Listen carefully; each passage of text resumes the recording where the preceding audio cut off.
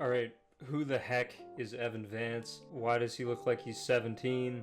How does this guy work 13 to 14 hours a day consistently on his social media marketing agency? If you don't already know me, I'm Evan Vance. I'm 23. I run a real estate social media marketing agency that, at its best so far, has done $77,000 within a 30-day period. I'm not actively selling anything right now, so don't worry. I'm not here to be a vulture or anything like that. I do plan on selling something in the future. Don't worry, if it's not relevant to you, you don't have to get it. Yeah, so how do I do it? So on average, on a weekly basis, I usually work Monday to Friday about 65 hours on my social media marketing agency. And the truth about working this much is that it's not something that I just snapped into.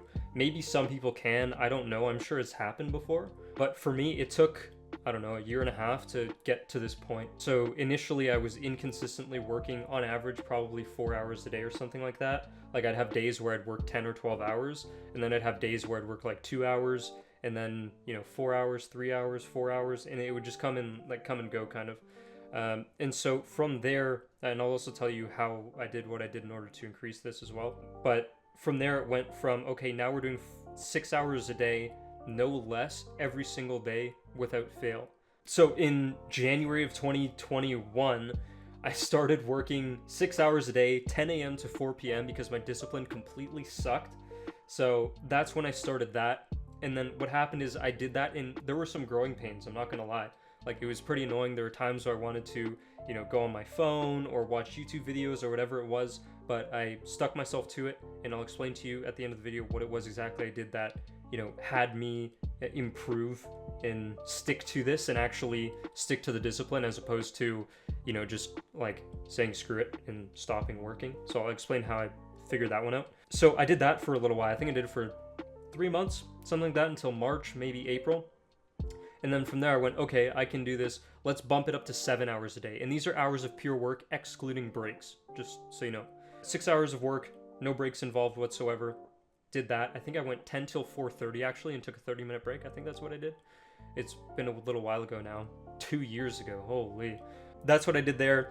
And then after that, I was like, okay, I can bump this up to 7 and basically work a 7.5 hour day with a 30-minute break in the middle, 7 hours of cold, hard work. So I did that. I upped it to 7. There were more growing pains once again. And I did that for like 2 months. Then I went up to 8. And the same thing happened. There were growing pains again. When I talk about growing pains, one thing that I really struggled with when I'd watch entrepreneurs on my come up, so to say, is that everybody was saying you watch these videos, right? You see me here. I talk about, 2 years ago, whatever.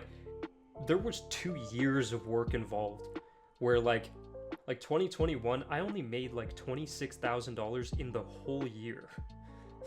It was a grind the entire year. And then in 2022, things started to pick up.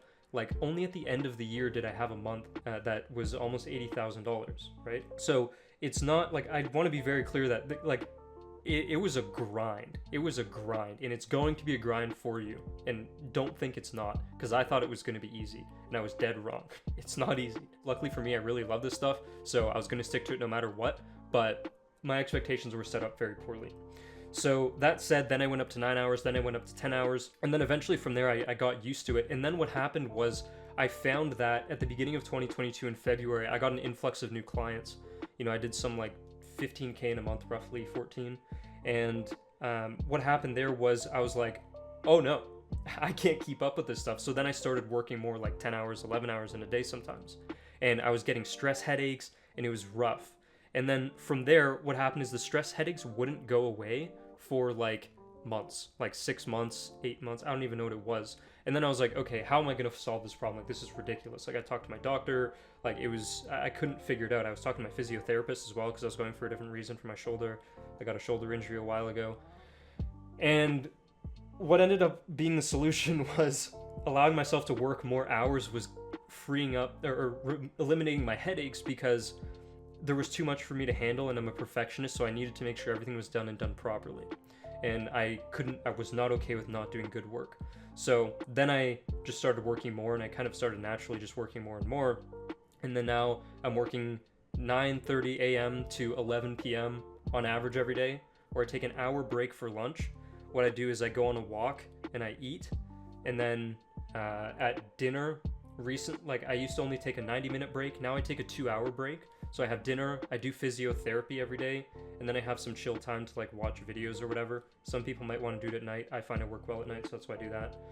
And then I go back to work after those 2 hours. I really needed a mental break, which is why I've extended it to 2 hours, because I've been going insane recently with how my business has been scaling, which is why I haven't been posting YouTube videos, or why I didn't for a little while. Yeah, so now I work like 65 hours a week. So it's like basically like 13-14 hours Monday to Thursday. Then on Friday I go 9:30 till like usually between 5:30 and 7:30.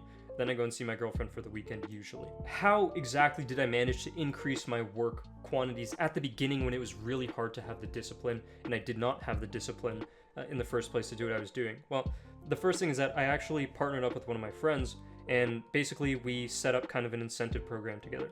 So I do this now with one of my friends. So what we do is we set up like 30-day challenges.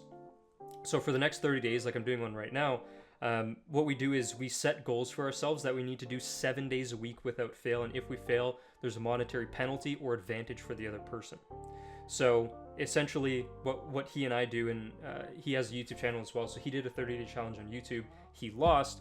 The thing was you have to donate $1,000 to some type of cause of your choice. And so he lost, he went and did that. He like helped people in Egypt, people who needed money, that kind of thing. So there needs to be some kind of punishment or incentive driving you to do that. And you need to be honest with yourself. If you're not honest with yourself, you're screwed in entrepreneurship in general. So you need to get that together. If you're not honest with yourself, and you're not going to build discipline very easily if that's the case. So you need to be honest with yourself. You need to be honest with others. You need to be honest in business in general. Like if you're going to lie to people and screw people, it's just going to come back to bite you. Your business isn't going to last as long, everything like that. Whereas the approach I took was much more honest, and it took a longer time to build, but now the foundations are so strong that I can just like scale like crazy. And my goals for 2023 are pretty crazy. Like in the next couple months, I'm trying to hit like 100, 150K a month consistently, and then kind of go from there. So that's how I did it. See ya.